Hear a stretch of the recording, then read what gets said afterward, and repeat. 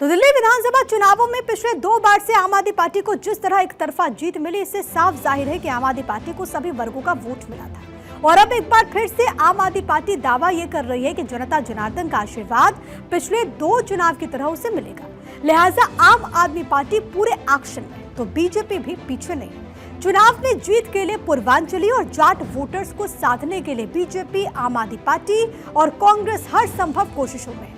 ऐसा क्यों? तो दोनों जाति का समीकरण अब आपको समझा देते हैं कि आखिरकार इनका समीकरण क्या कुछ बनता है। तो अगर दिल्ली की हम बात करें तो पूर्वांचलियों की जो कुल आबादी है दिल्ली में वो 25% है। जाटों की अगर बात करें तो उनकी संख्या 8% हो जाती है। और ये जो संख्या है वो बहुत ज्यादा निर्णायक है, वो बहुत ज्यादा अहम है। और यही कारण है कि इन दोनों को साधने की कोशिश राजनीतिक दल इस चुनावी दौर में कर रहे हैं। यानी कि 100 में से तकरीबन 35% वोटर पूर्वांचली और जाट वोटर्स हैं। और इन दोनों वर्गों को साधने के लिए सभी पार्टी जुटी हैं। आम आदमी पार्टी के संयोजक अरविंद केजरीवाल ने यूपी और बिहार को लेकर ऐसी बात कह दी जिसके बाद सियासी संग्राम मचा है। चुनाव के वक्त अरविंद केजरीवाल ने यह बात बोली और बिना वक्त गवाए विपक्षी पार्टीज ने इस स्टेटमेंट को लपक भी लिया। आम आदमी पार्टी पर हमला बोला। विपक्ष के वार का आपने पलटवार भी कैसे किया है वो आपको एक बार सुनना चाहिए। मगर आज मैं पूछना चाहता हूं अरविंद केजरीवाल, आपने हिम्मत कैसे किया पूर्वांचल के लोगों को, उत्तर प्रदेश बिहार के लोगों को फर्जी कहने का? फर्जी आप हैं, फर्जी आपके वादे हैं अरविंद केजरीवाल, आम आदमी पार्टी। फर्जी आपके होर्डिंग है, फर्जी आपके आचरण है, फर्जी आपकी नीयत है। इलीगल बांग्लादेशी घुसपैठियों और रोहिंग्याज को ला करके फर्जी वोट बनवाते रहे। आज जब लोगों ने शिकायत की तो आपको जलन हो रही है। ये बात देखी गई है कि कुछ कुछ जगहों पे, खासकर नई दिल्ली कॉन्स्टिट्यूंसी में जहां बिल्कुल लोग नहीं होने चाहिए, वहां कुछ वोटर ऐसे पाए गए हैं जो वहां के लिए हैं नहीं। अब वो किस समुदाय के हैं, किस पहचान के हैं, ये महत्वपूर्ण नहीं है। महत्वपूर्ण यह है कि क्या वो वहाँ के निवासी हैं और क्या उनके पास अधिकार है वहाँ का वोटर बनना। और केजरीवाल जी जो भी लिस्ट लेकर गए हैं, मैं ये नहीं कह रहा हूँ सही गलत है, मेरा ये कहना है कि इलेक्शन कमीशन को गंभीरता से इस आरोप को लेना चाहिए। बहुत बड़ा खुलासा आपके सामने करने जा रहा हूं। अभी गाली गलौज पार्टी के कुछ नेताओं ने दिल्ली के अंदर 1100 रुपए वोट खरीदने के लिए बांटे।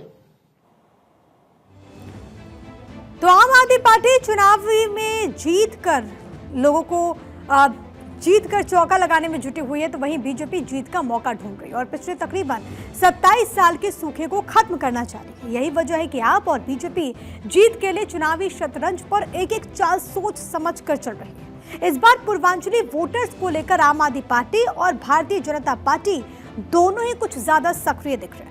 आखिर क्यों पूर्वांचली वोटर पर दोनों पार्टियों का झुकाव है, इसका समीकरण भी आपको हम समझाने की कोशिश करते हैं कि आखिरकार इनका दबदबा किस तरीके से है। तो आप समझिए, 70 में से तकरीबन 30 सीटों पर इनका दबदबा है। ये सीट दिल्ली के कुल सीटों की 40% के करीब है। 30 सीटों पर जीत हार की जो लकीर है वो पूर्वांचली वोटर्स खींचते हैं। 15 सीटों पर हार जीत तय करने में इनकी अहम भूमिका है। इसमें बुराड़ी, पटपड़गंज, उत्तम नगर, बदरपुर, लक्ष्मी नगर, मॉडल टाउन, देवली, अंबेडकर नगर, पालम, विकासपुरी में पूर्वांचली वोटर्स का बोलबाला है।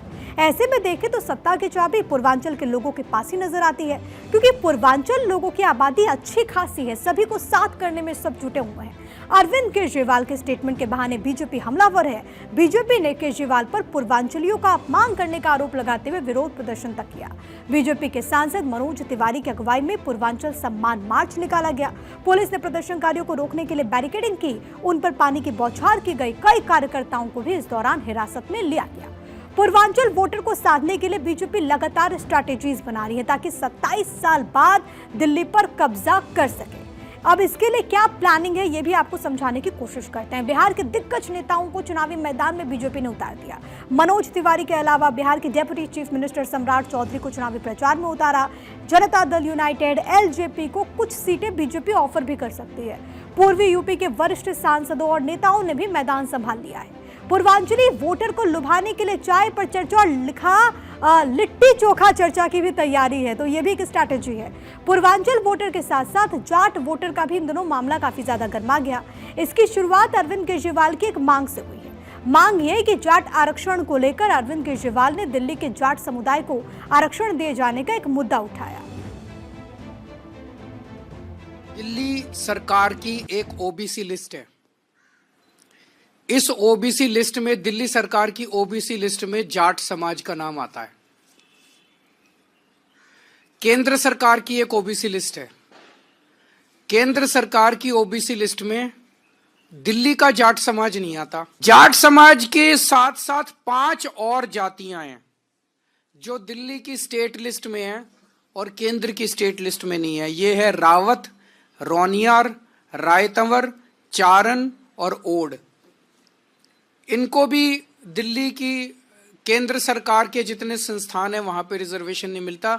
ये भी दिल्ली की ओबीसी लिस्ट में है, केंद्र की ओबीसी लिस्ट में नहीं है। तो हमारा निवेदन है कि जो धोखा 10 साल से भारतीय जनता पार्टी दिल्ली के जाट समाज को देती आ रही है, वो धोखा देना बंद करें, अपने पुराने वादे पूरे करें। और अगर पूरे नहीं करेंगे तो आज केजरीवाल दिल्ली के पूरे जाट समाज को ये वादा कर रहा है कि मैं आपके लिए संघर्ष करूंगा और मैं केंद्र सरकार से करवा के लेके आऊंगा, चाहे मुझे इसके लिए जो मर्जी करना पड़े। तो आपने चुनाव में जाट का पासा फेंका, बीजेपी को घेरने की कोशिश की, तो बीजेपी ने भी अपने स्टाइल में जवाब दिया। और ये वही केजरीवाल जी हैं जो आज तक इन्होंने किसी भी बात पर, किसी भी विषय में, किसी भी गांव का दौरा नहीं किया।